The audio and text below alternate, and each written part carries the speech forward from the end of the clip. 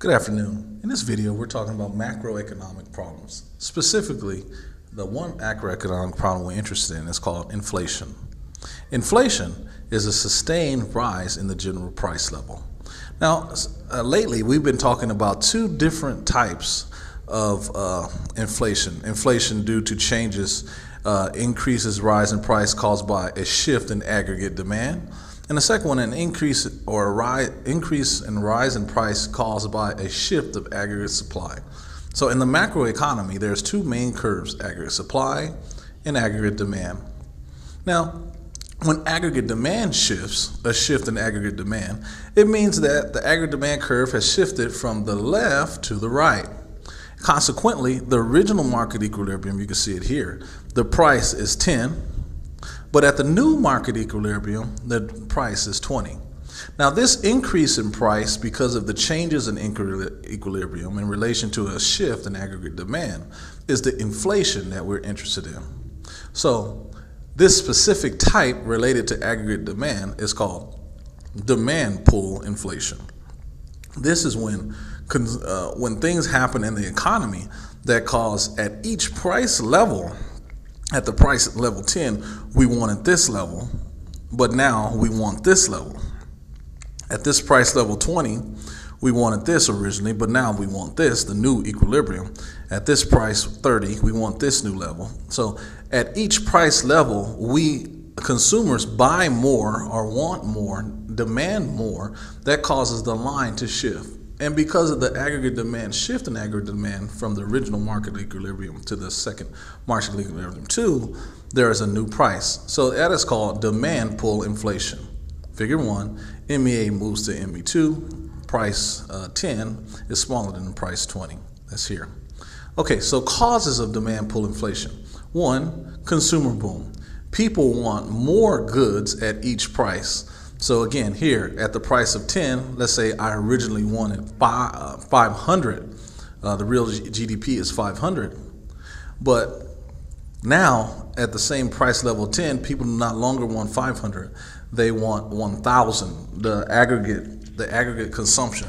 So here in the aggregate demand model, we see here, aggregate demand equals C plus I plus G plus NX. In this case, the consumption C increases dramatically, causing AD to increase, so the aggregate demand curve shifts to the right.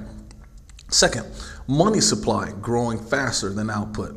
So that means that the money supply allows us to want more at each price level. Now you could imagine being able to have more money available to buy more goods. So the supply of money determines how much we could buy at each price level.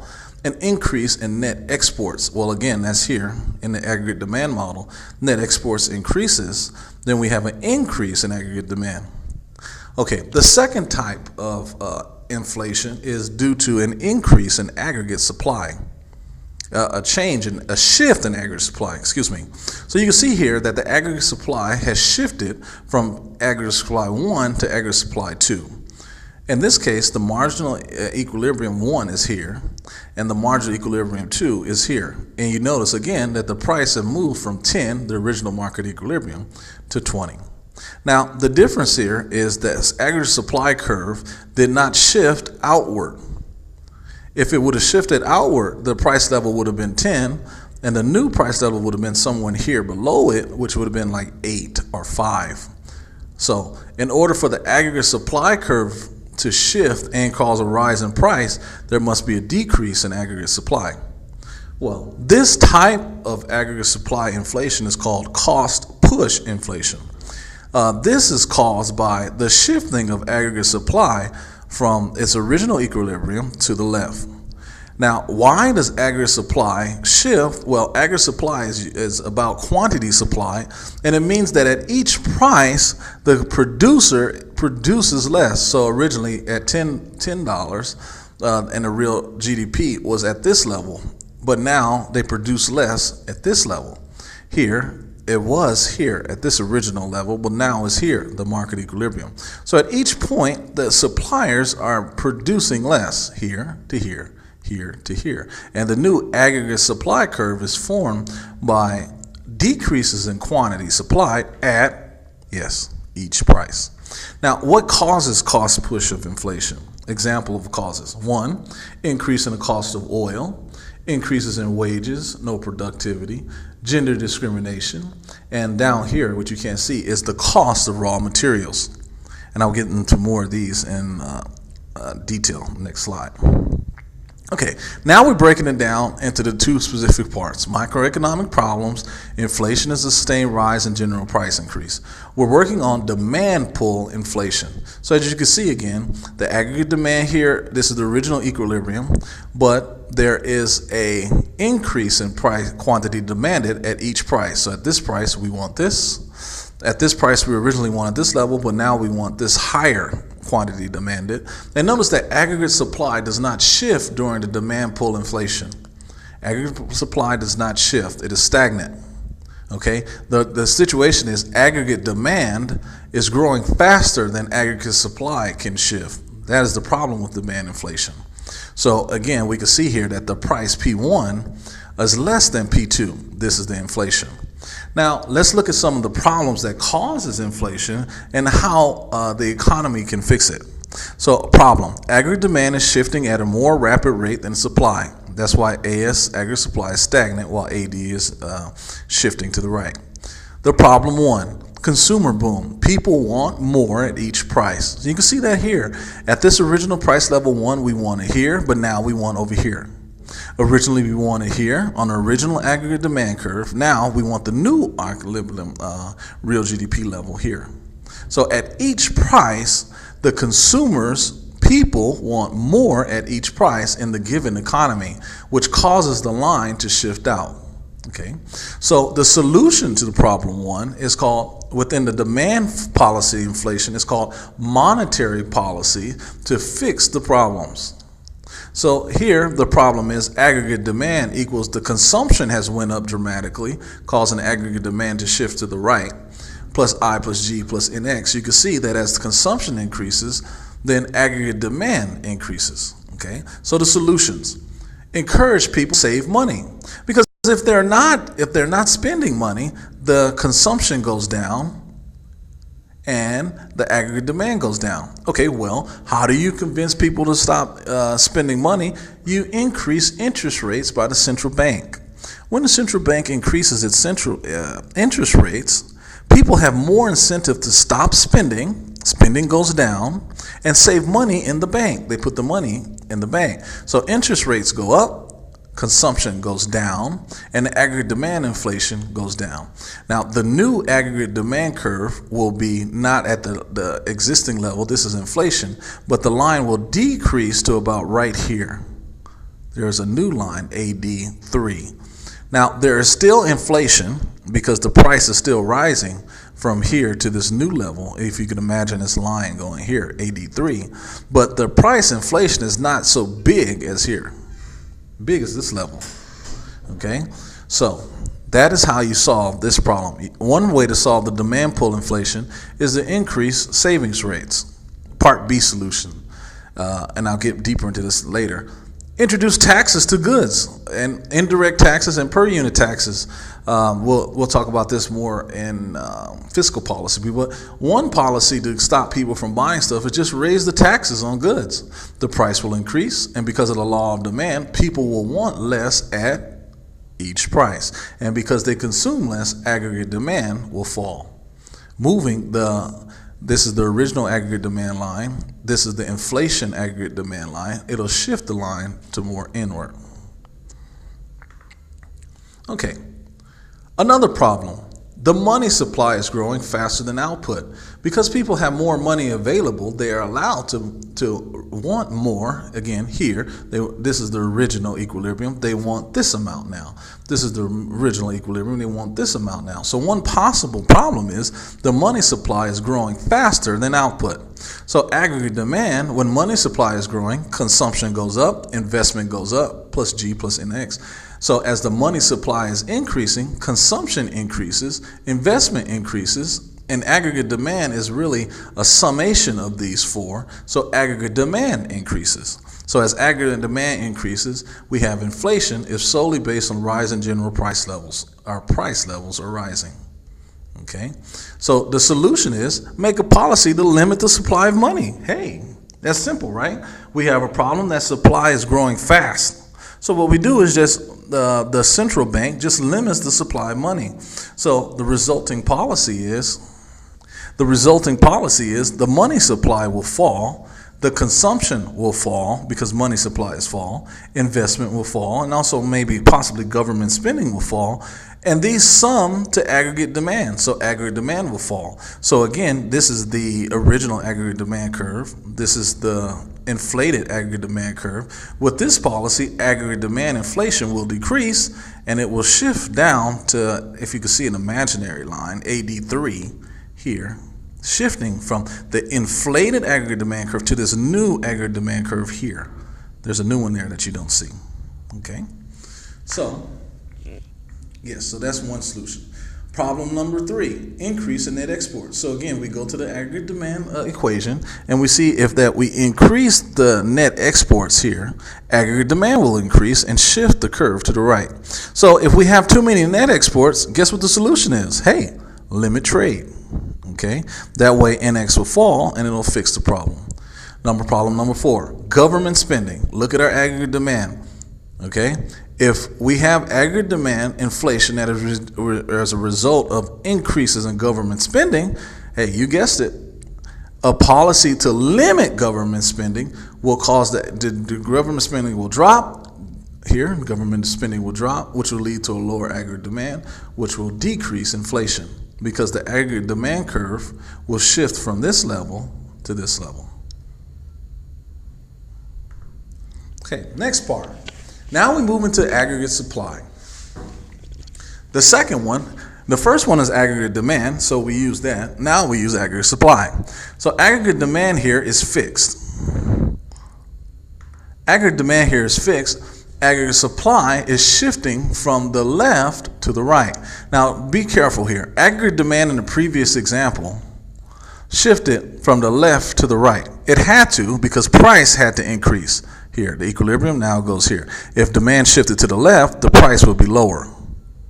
Okay? Now, with aggregate supply, it shifts to the left. This is the original market equilibrium, and this is the new market equilibrium. And the inflation is when P1 goes to P2 here. So cost pull inflation is different from aggregate demand pull because it's a contractionary problem. The aggregate demand is about people wanting more at each price, but cost pull inflation is about producers producing less at each price. Things that happen that causes producers to decrease quantity at each price. So here, originally at the original equilibrium, the producer wanted to produce this level of real GDP. I'm talking about the sum of all producers in the economy. They wanted to produce this level of GDP, but because things started to happen, they produced this level, which is less. You see, at each level, they produce less. This point here, they produce less. At this point here, at each price level, the producers in the whole economy produce less. Now, what is one reason that causes this, and one fix is, the one reason is increase in the price of raw materials. Because if the raw material prices increase, it means that it costs me more to make each quantity at each price. So before, maybe at price level of 10, I produce 20, my quantity supplied is 20, but if my raw materials go up, so at the price of 10, I have 20 real GDP.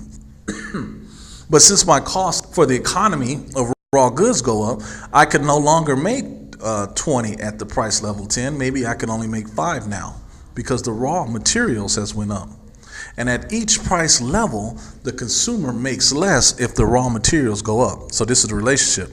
Price goes up, quantity supplied at each price level goes down. And it causes the aggregate supply curve to shift to the left. Now, the fiscal policy, we had monetary policy, now we have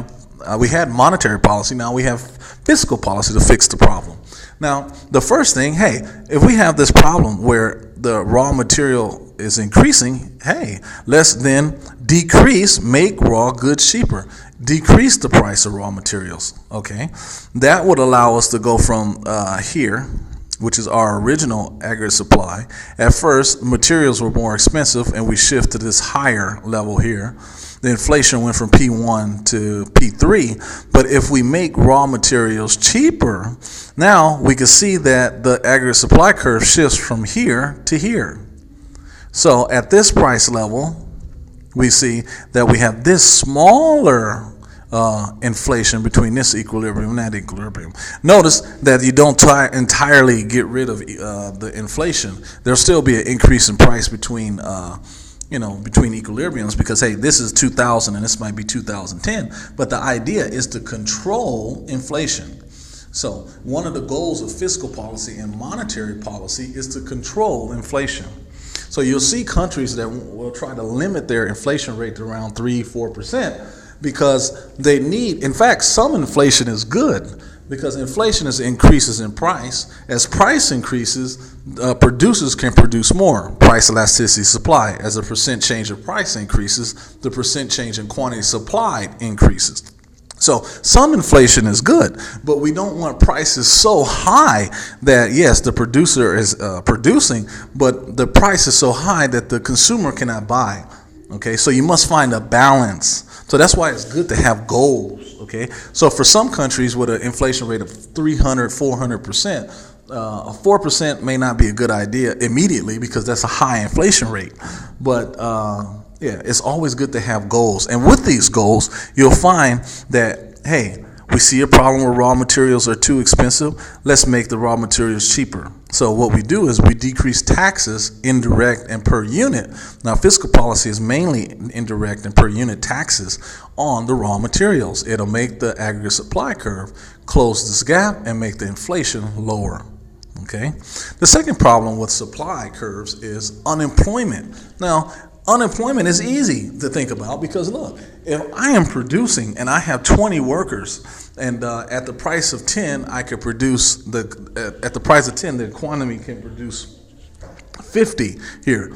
At the price of 10, we could produce 50 real GDPs, but all of a sudden I go from 20 to 5, then at each price, I am not able to produce as much quantity supplied as before. So here, before with 20 workers, I could produce this level.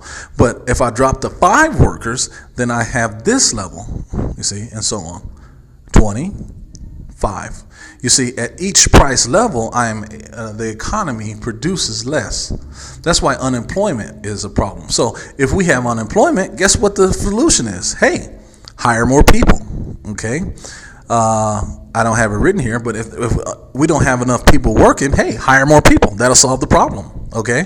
That's one solution. So problem, solution, fiscal policy. The next one is gender discrimination.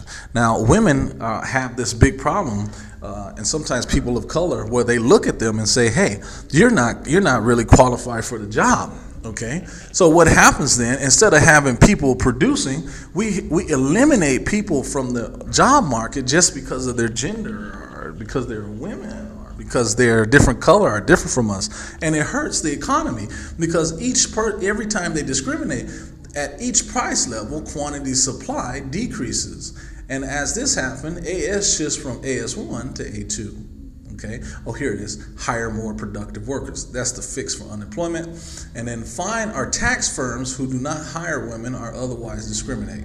So discrimination is bad. So if we tax firms or fine them for discrimination, we allow them incentive to hire more women, more people of color, to increase quantity supplied at each price.